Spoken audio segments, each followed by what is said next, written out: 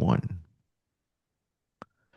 Welcome in everyone to Cash That Ticket podcast here on the Straight Outta Vegas AM feed. Thursday, August 13th, 2026, here to get into the baseball schedule for the Thursday night card. Three games on the schedule, including the Field of Dreams game happening between the Phillies and is it the Twins that they're playing? I keep forgetting. Yeah, Twins. Tonight they're in Iowa, and then we'll get into the late games tonight between the Rangers and the Angels, and the Brewers and the Dodgers, and then we'll also get into two NFL win totals here today on this episode as we climb the chart for our NFL win totals preview for the upcoming NFL season. Of course, got preseason happening tonight as well, week one. So it should be an exciting day of sports all around. But joining me as always to help me break everything down happening in the sporting world, I got Uncle Diamond Dave Essler here with me. Uncle Dave, how's it going this morning? Yeah, Uncle Diamond Dave's okay. We did cash our client uh, triple last night, but we were a little bit lame with the Pittsburgh Pirates. So, come see, come saw. I guess if I got to split and win the big one, then I'm okay with that. Football, we got a bunch of exhibition games tonight, and you know, it's this industry, right? I mean, Mm-hmm. it's tough to handicap week one of the NFL exhibition season, and yet everybody will be selling picks and following market moves, and it's my pet peeve. But thanks for giving me the platform for that. And now we'll move, now we'll move on to baseball. Yeah, Mets didn't do me any favors last night either. They didn't. I don't think they even scored in the first five innings there. But Thornton did a pretty decent job. Especially, I feel like that Braves lineup starting to warm up a little bit. But we'll get back to it here today and find some more winners on the Thursday card. As I mentioned, Thursday is always getaway day, so we do have games early in the MLB schedule, so that'll keep us entertained at least throughout the day. But we'll start in the nightcap, where, as I mentioned, Field of Dreams game here tonight between the Phillies and the Twins happening in Iowa. You can watch this one on Netflix. But lines in this game, odds courtesy of DraftKings, will be minus 104 for the Twins, minus 103 for the Phillies. Total on this one sitting at 8.5. And I should have mentioned the starters. There will be Aaron Nola for the Phillies, and it'll be Taj Bradley going for the Twins here, Uncle Dave. But what do you got for Phillies and Twins? Yeah, I mean, it's an interesting game if nothing else, right? I mean, you and I were talking yesterday, looking at this game, and does it have rain potential? Well, it absolutely does, and I think that's affecting the total. I mean, we know it's a small park, so I don't know historically what the totals have been in this game park, if you will, but I know they've been higher than 8.5, right? Um, but I'm looking at the weather right now, and it's 40% chance at 8 o'clock, 80% chance at 9 o'clock, 90% chance at 10 o'clock, and it doesn't really get much better from there. So I wonder whether they're going to get this game in, and that is certainly 100% why that total is sitting at 8.5. As you have 92% of the money right now is on the over, and yet it's still 8.5, and actually it's slightly juiced under in a couple places. And the I guess let me just look at William Hill here. Yeah, I mean all these books seem to be taking money on the under, so I would bet the under. I don't know how you don't, but having said that, I don't know that they finished this game. Now, could you make a first five bet and hope perhaps, but every book kind of grades those differently.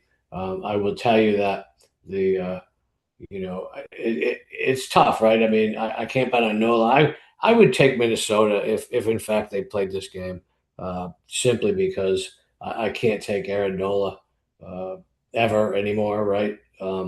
Bradley has a higher upside. The market is sort of leaning in the direction of the Phillies, but again, I will be surprised if they play 9 innings in Iowa tonight, Munaf. Yeah, I think, I mentioned this to you yesterday as well. I think the weather's going to be a huge factor in this game. Nola's been okay over his last three starts against the Marlins, Nationals, and the Blue Jays, but they have lost two out of those last three starts that he has made. And part of that, we know the numbers for Aaron Nola, so just has not been in very good form, to say the least. His struggles have really come at home this season, where he has a 6.23 ERA, but on the road, I mean, it's not much better, a 4.76 ERA. But again, I'm not gonna waste too much time on it because I think we both think that either this gets postponed and pushed to Friday tomorrow, or I don't know how many innings they do get in there, but I'll leave it at that. If you maybe pick a side, I'd be on the Twins, just not putting money on Aaron Nola. Next game on the schedule, we'll go to the nightcap, Uncle Dave. We've got a 10:07 Eastern start time. The Texas Rangers, they are in Anaheim/LA to take on the Angels. Jacob deGrom getting the start here for the Rangers. It'll be Wahlberg Urena for the Angels. Angels are a plus 138 home underdog, minus 148 on the money line for the Rangers. So on this one, Uncle Dave is sitting at 7.5. Yeah, I mean, this is a tough one because I think the main reason Texas would be favored as minus 150 ish is because of deGrom, right? Everybody knows who he is, what he can do. But I say what he can do because just in his last four starts, Houston beat him up badly, and the White Sox beat him up badly. And he faced the Angels back about a month ago at home, and they got a couple of runs off of him. But there's that recent familiarity, which I'm kind of always a fan of, and they've handled him pretty well. And then I look at Urena, and I've liked the kid. I mean, he's been beast mode, 76 hits and 101 innings this year. But at Miami last week, 2.1 innings, 4 hits, 4 runs, 3 walks. His walks are an issue, and even if we throw that out and expect him to kind of, regress a little, I look back, he also pitched against Texas in that same series that deGrom pitched against the Angels, and he pitched pretty well, but he also walked 5 guys in 4 innings. So, what does all that mean? Well, I think this is a high variance game, if you ask me. Um, I don't know. What would I do? Then the Angels bullpen's not great. Let's think this through. Let's take maybe the Angels in the first 5 innings plus the half a run. That would probably be the safest bet, but I don't think any bet in this game is really safe. If I'm looking at a team total, maybe I could get behind the Rangers team total because obviously they just saw Urena not that long ago, and he kind of had his bubble burst in Miami. He does walk a lot of people, so I'll walk back the first 5 and take the Rangers team total over. Yeah. That's live processing.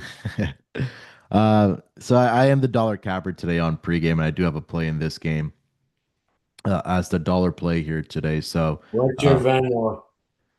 my Venmo, I will share it with you, and you can send me some money because I know you got the big bucks there, Uncle Dave. Um, but yeah, I do have a play in this game, the dollar capper here today, but it's a lot of what you did mention. I know these teams obviously being in the same division, familiar with each other. I know the Angels got the victory last night. You talked about the bullpen there as well. So I'll leave it at that. But again, like I mentioned, I do have a 3-star play up on this game for $1 available right now on pregame.com.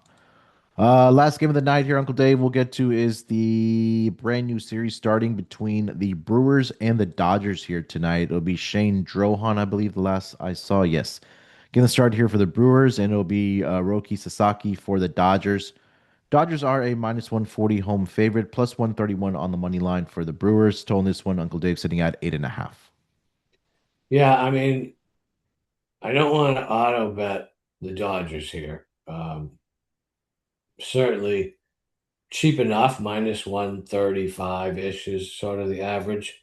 Um, but Drohan has definitely got an upside, or at least he did, right? But two of his last three starts were not good. He did pitch well in between at the Angels, but Colorado tagged him for 5 runs, and it was not in Colorado; it was home. And the Twins tagged him for 6 runs, and that was at home.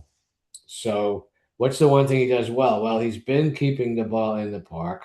Um, I mean, that's really his upside. I got to wonder if he's kind of hit a wall, if you will. I mean, he's not a young kid, but he hasn't been around forever. So I think the Dodgers probably score. Sasaki, um, he's been uh, hittable, but not elite, I guess, is what you're saying. I mean, he's given up 100 and something pitches, 100 something hit 90 something pitches in a little over 100 innings. I mean, that's not super elite. Um, what I don't like about him is that when he misses it tends to be up, right, and out of the strike zone. I think I would. And usually over the fence, he will give up a lot of fly ball outs. So I'm thinking that I would lean towards the Brewers run line here. Perhaps a little pricey, but we know we're going to get all our at bats, and we know we have one of the best bullpens in baseball. So I think the Milwaukee Brewers on the run line is probably the way I would go.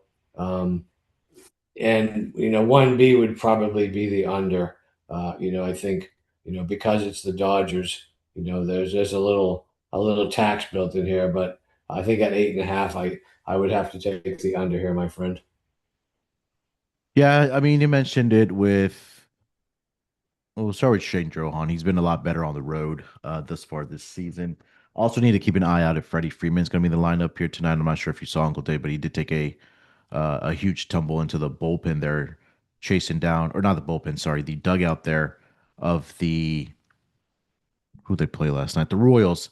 It was very like looked very very scary, but he was able to walk off under his own power. So we'll see if he's in the lineup here tonight or not.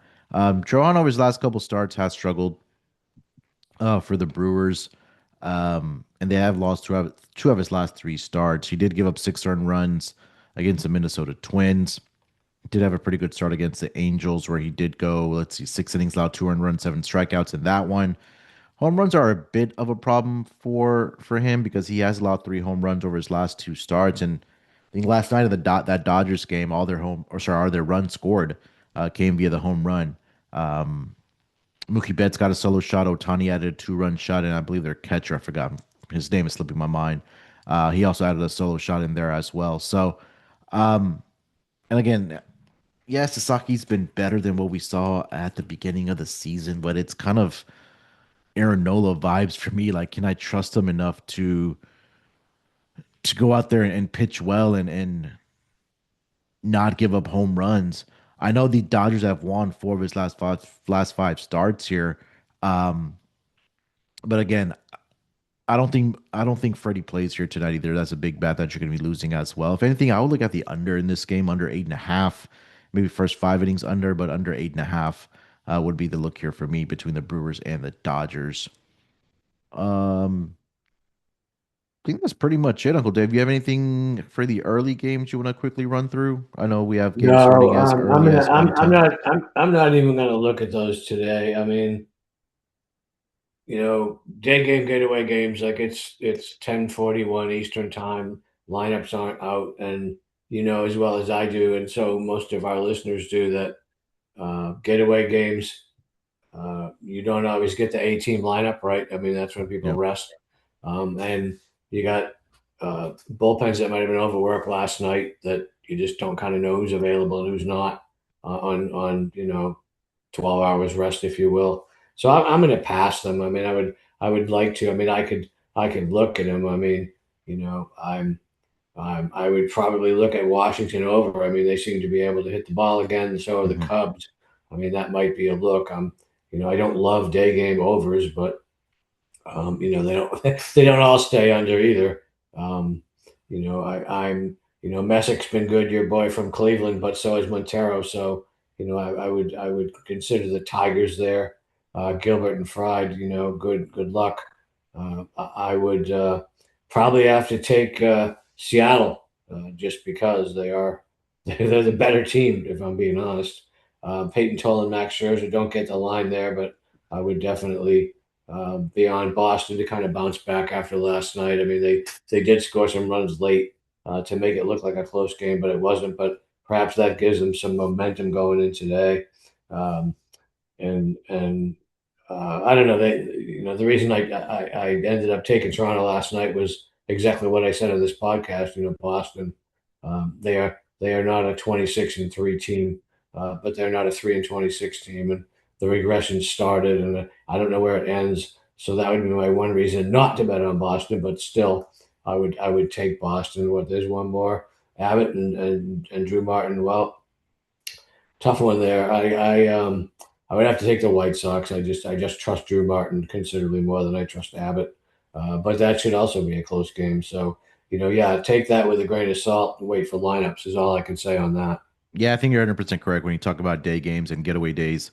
That you don't see the A lineup for a lot of these teams. They're getting a day off and then starting their series, the weekend series, of course, on Fridays there. So again, it's always tough on Thursday. I'm probably historically on the pot on Thursdays, Uncle Dave. Probably over as far as best bets do go. So take mine with a grain of salt today here as well. All right, let's shift our focus to the NFL. We got two teams we want to cover here, Uncle Dave. We'll start with the Philadelphia Eagles. Almost said Phillies. Got to catch myself there. But last season, this team won the NFC East division. I believe the first back-to-back division winner in the NFC East since I won't say like 2 decades, but they finished with a record of 11-6. They were 5-3 at home, 6-3 on the road, 8-4 within the conference. And the only team that finished with a win in a point differential, I should say, I'm sorry, with a plus at plus 54. Everybody else in the division was a minus.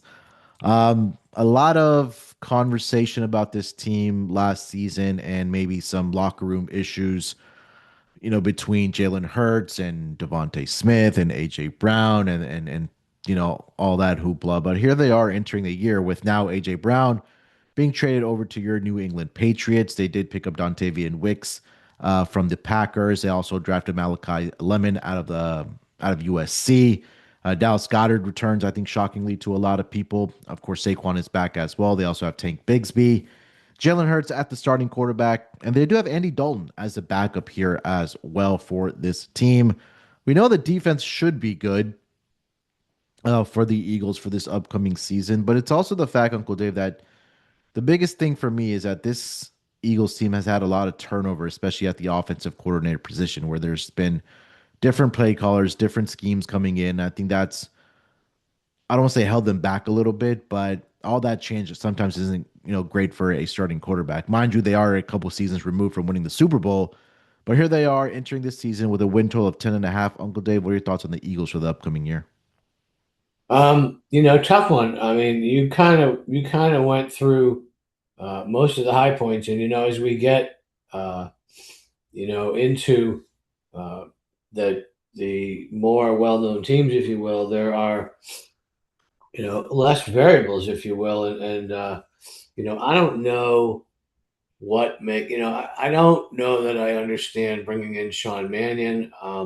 Maybe they had to do something because all the dissension, if you will, that you talked about. But is Mannion the job? I mean, he was basically, this is his first coordinator job, right? I mean, he was with the Packers for a couple of years as an offensive assistant and a quarterbacks coach. So he's putting on a much bigger hat.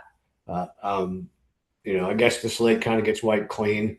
Is it addition by subtraction? Without AJ Brown. I think the offense will be okay, right? I mean, they got Barkley. The offensive line, I think, is going to be one of their biggest advantages. They got a lot of depth up front. But uh, yeah, I like Vic Fangio.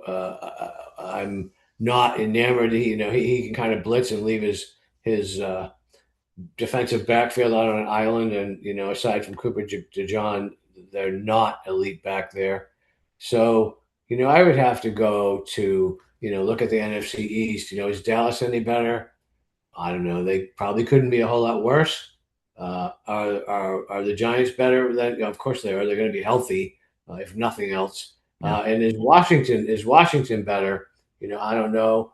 Probably, maybe. I don't forget what we even talked about when we talked about the Commanders, but it's not an easy division. They do benefit from a fairly easy early schedule. They get Washington and Tennessee, but then they got to go to the Bears, and that's not an easy one. And then they get the Rams back at home, and that's not an easy one. So I think they split those two, start off 3-1. They go to Jacksonville, and those are the kind of games Jacksonville wins. Break with Carolina, which that would be the game I would fade them against the spread because they're after Jacksonville and before Dallas. So that's kind of a look ahead game there. At Washington Giants, tough. Pittsburgh, Dallas, at Arizona. A little bit of travel there. I'm going to say, uh, oh boy, what was the win total? Ten and Ten a and half. a half. Yeah, ten Yeah, and a I half. mean, I'm gonna say under. Um, I like what they're doing. I do think I'm going to miss AJ Brown, and I'm not enamored with that defense. The core is good, right? But I think they're a little thin. I'm going to say under because I think that one of the benefits is they don't have a ton of travel until late in the season. Hmm. Maybe air miles wise, I guess, if you will. But I'm gonna say under, and I could be wrong. I know I'm gonna piss off some Eagles fans, but I guess obviously these win totals they don't make this shit up, right? They're generally pretty close, and I think what tips me is the rest of the division should be better than they were last year. So I like Jalen Hurts, but I don't know if he didn't peak a few years ago. We'll see. But I'm gonna take under, so you can take over, and then the listeners can get both sides of the story. I think this is a 10-win team. I'm on the under here as well at under 10 and a half. And there, I mean, there's nothing wrong with like 10 wins. I think 10 wins gets you this division. But you mentioned, the division, and I think that's what the key is going to be for this Eagles team. That if they're able to go, let's say they go 5-1 within this division, I think there's a really good chance that they do go over the win total, and then we'll look at it at the end of the season, and we'll be wrong about it. But I mean, I think the division is to be had, right? Cowboys are going to be the Cowboys. I don't know how much they're going to improve this year. The defense is supposed to be better for them. The Commanders, I know they picked up Stephon Diggs there alongside Terry McLaurin. The defense there is a little bit of a question mark, and the Giants should be improved and are going to be healthy, as you mentioned, right? That's not going to be another team that's going to be 1-8 on the road. If you're a Giants fan, so I think from a competitive standpoint, we should see a little bit more balance in this NFC East division. You mentioned the AJ Brown loss, and that just opens up the opportunity for Devontae Smith to have a big season. I kind of like him for Offensive Player of the Year, or at least over his receiving yards mark. I think this could be a huge year for Devontae Smith of the Philadelphia Eagles. And then they have, again, a lot of plug and play guys there. I know they have the rookie Malachi Lemon out of USC, as I mentioned. They did pick up Dotavian Wicks from the Packers there as well. Not sure how much Dallas Goedert really has left in the tank. I kind of have him and like Travis Kelce on kind of the same trajectory of this upcoming season. But I mean, they've had 7 different offensive coordinators over the last 10 seasons. I mean, that's very, very difficult. And I think that puts Jalen Hurts at a disadvantage. And you're hoping that Saquon Barkley also stays healthy, right? You mentioned the offensive line for this Philadelphia Eagles team, and that is probably one of their strengths. So I think they're going to be relying on Saquon Barkley a lot. After last season, we're headed down year after his first year with the Eagles, where he went for what I think it was like 2,000 rushing yards, if I'm not mistaken. So yeah, I think this is a 10-win team. I'll go under 10 and a half here for this Eagles team for this upcoming season. But like I mentioned, I think 10 wins can easily, get them the division.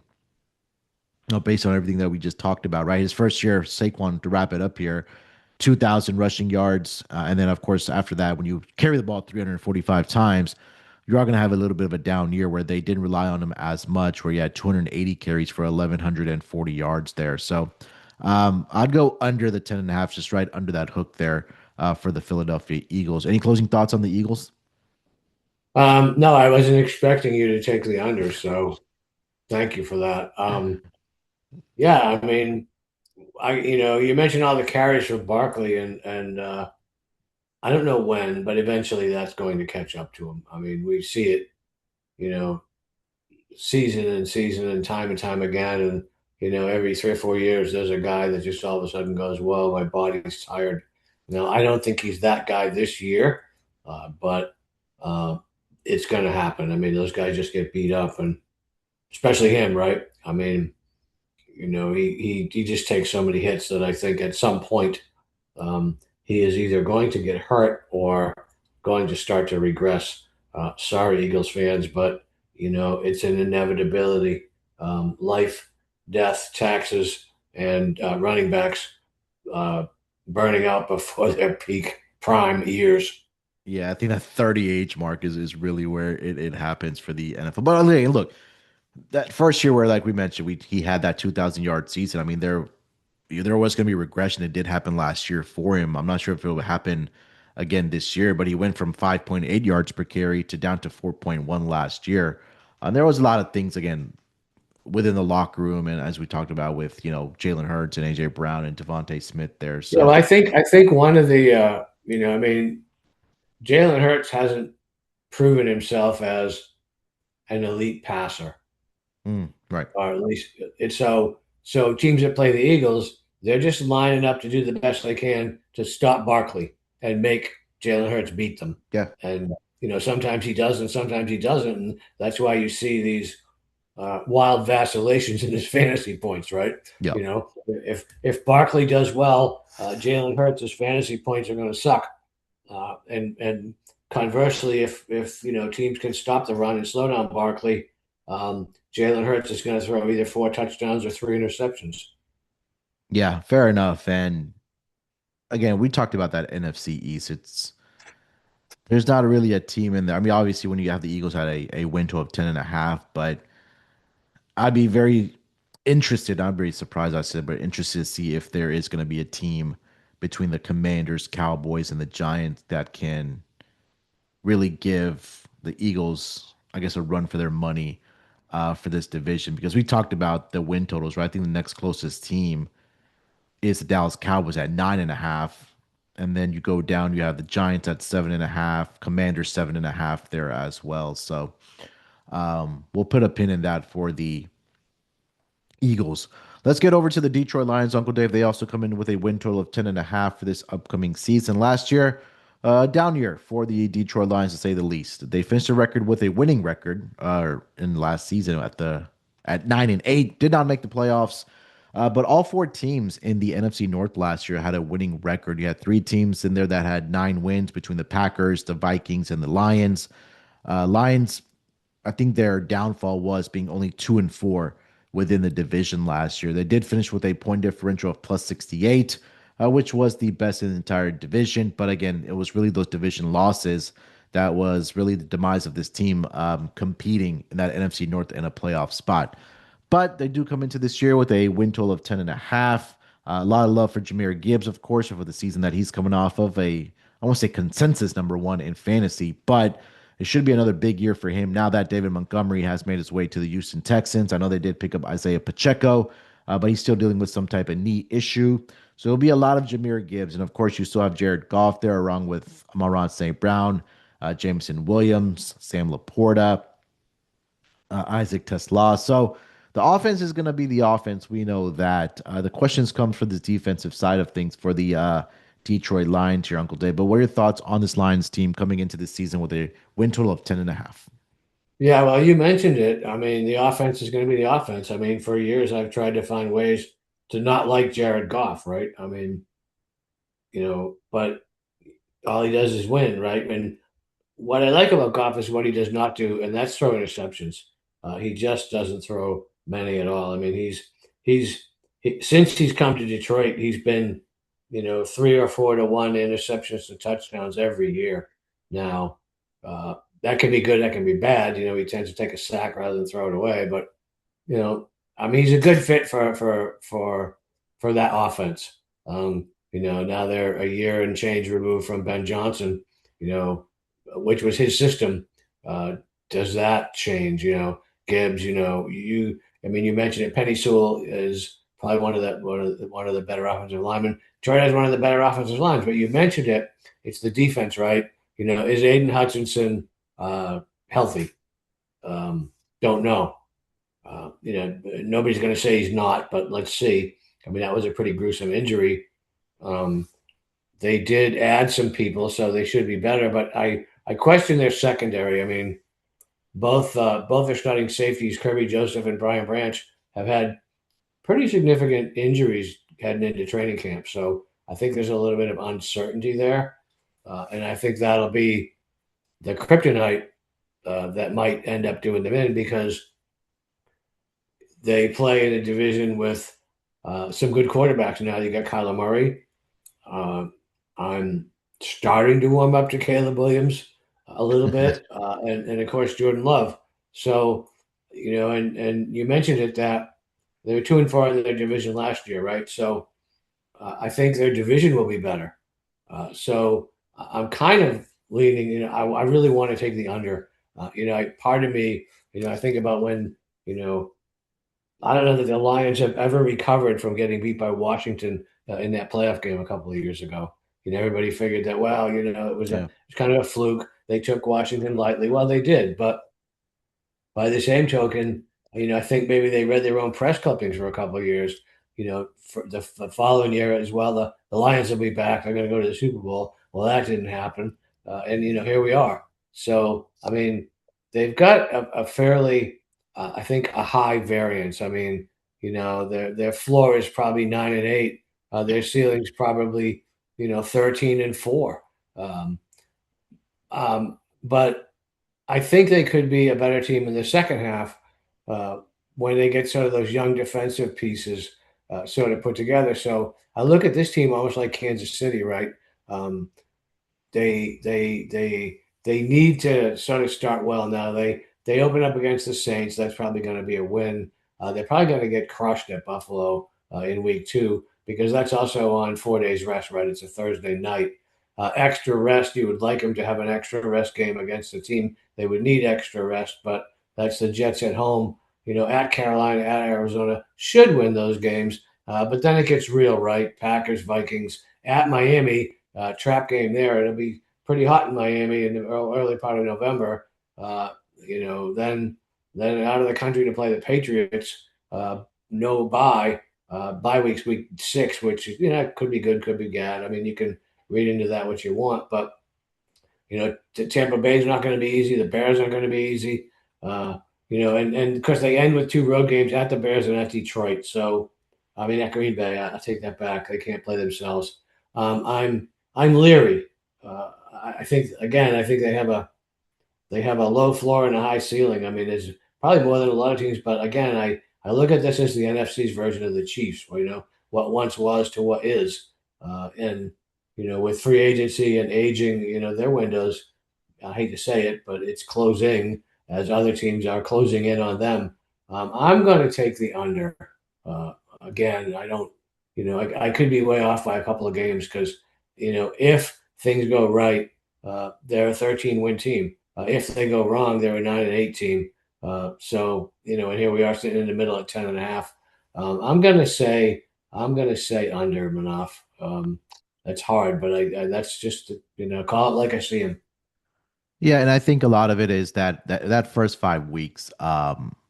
I think at minimum, if they go 4-1 there, you mentioned the game against Buffalo, that could be a loss. But again, let's say they go in there on short rest and pull out that victory, right? You have that mini bye, 10 days off at home against the Jets.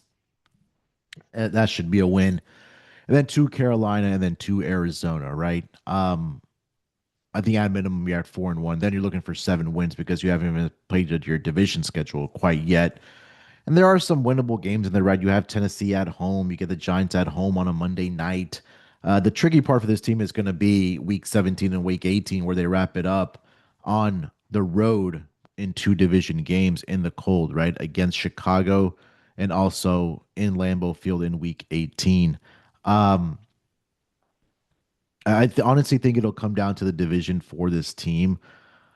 I'll say over. I think this is like you mentioned, right? I think that either this is a 9-8 team or they do get to 13 wins, but I would not be surprised if this team at the end of the year is sitting at 12 wins at top of that NFC North division, right? I think this is going to be a big bounce back year for them. You mentioned the key point there that it was the first season without Ben Johnson as the offensive coordinator, and we saw the success that they had, scoring the football with Ben Johnson as the offensive coordinator for this Lions team. Obviously now with the Chicago Bears, but they have a lot of talent on the offensive side. It's really going to come down on the defensive side, as you said, right? When you do get Aiden Hutchinson back and those guys there. So, and again, there are some winnable games for this team, and especially in the second half of their schedule where it's all, or at least just say not all, but a lot of it is division games. And as you mentioned, after week 6 or bye week, against Green Bay, against Minnesota, both at home before you go on the road to Miami.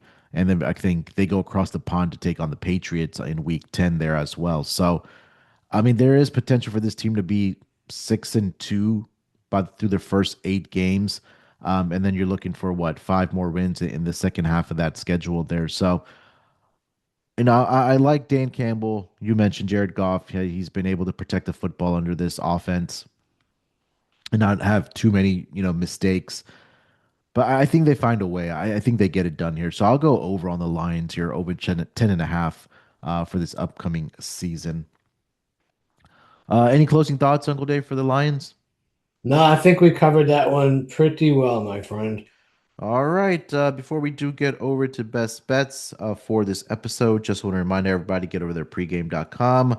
And do yourselves a favor, use that promo code NFL50 because you could get $50 off a NFL subscription season long package that'll take you all the way through the Super Bowl. Right now, priced, I believe it's for is it $3.99. I'm trying to find the exact. Here we go. Yeah, $5.49 right now, but you could get it down to $4.99 by using that coupon code NFL50. And again, it's an NFL season access discounted subscription all the way through the Super Bowl. So get every best bet, every pick that is put out by your favorite pregame pro for the NFL season right now, available on pregame for $549. But if you use that coupon code NFL50, you can knock $50 off of that price and get it down to $499. So again, don't wait. Take advantage of it right now. NFL preseason week 1 kicks off tonight on Thursday. I know everybody's eyes and ears will be glued to that, but football is officially here. So don't wait. Get on that picks package right now. Pregame.com. Make sure you use that promo code NFL50. All right, Uncle Dave, let's close it out with best bets for this episode. I'll let you lead it off. Where are you taking us?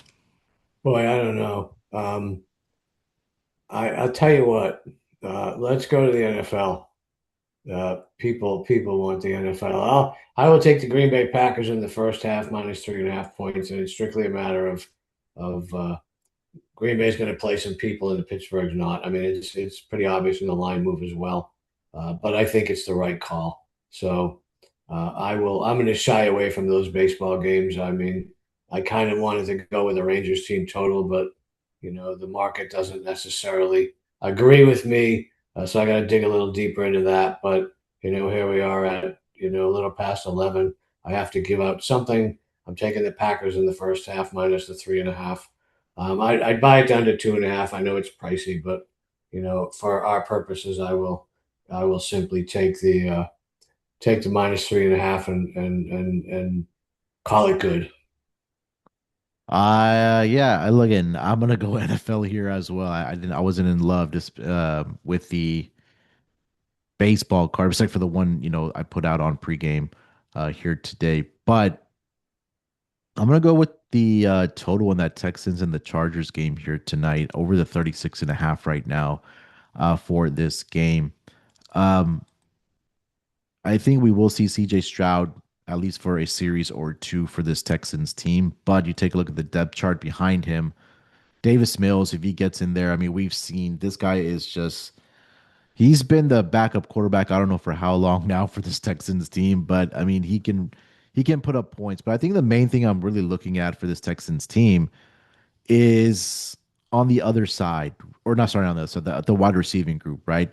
Outside of the Nicos, outside of the Jaden Higgins, they have a lot of depth at that wide receiver position. as far as young guys do go, right? The Jalen Noels of the world, Lewis Bond has been making a lot of noise in the in training camp for this Texans team, and then also at the tight end position as well. So I think they'll be able to put up points here tonight. I don't expect the defense to be out there very long, and of course, you know the Texans have the best defense, if not one of the best, in the entire National Football League. But a lot of those stars are not going to be playing here tonight for this Texans team. And then on the other side for the Chargers, right? You have Mike McDaniels that comes in as the offensive coordinator. I do think that I don't say the starters are going to be out there, but he's really going to want to put his offense out there, at least his game plan, to really get these guys reps because it is a brand new system that he's running. Right, you're going to have Trey Lance out there, who had I think I would say he had a pretty good preseason last year for this Chargers team as well. Kamani Vidal, Kitten Mitchell. I mean, these guys can all run the football as well.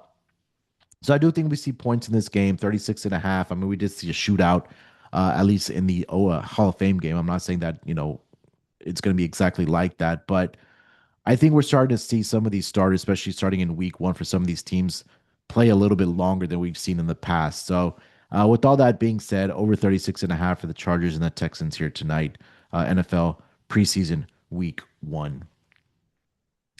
All right, that's going to do it here for this edition of Cash That Ticket podcast on the Straight Out of Vegas AM feed. Uncle Dave, anything else for our listeners before we get our Thursdays rolling? No, just be careful with the NFL preseason. I mean, many years those line moves are completely wrong. So, you'll see 2, 3, 4 point line moves, but it's preseason, right? Mhm. No reason to go ahead and, shoot your load on a Thursday night in NFL Oh. exhibition. So, bet smaller, bet smarter, live to fight till January.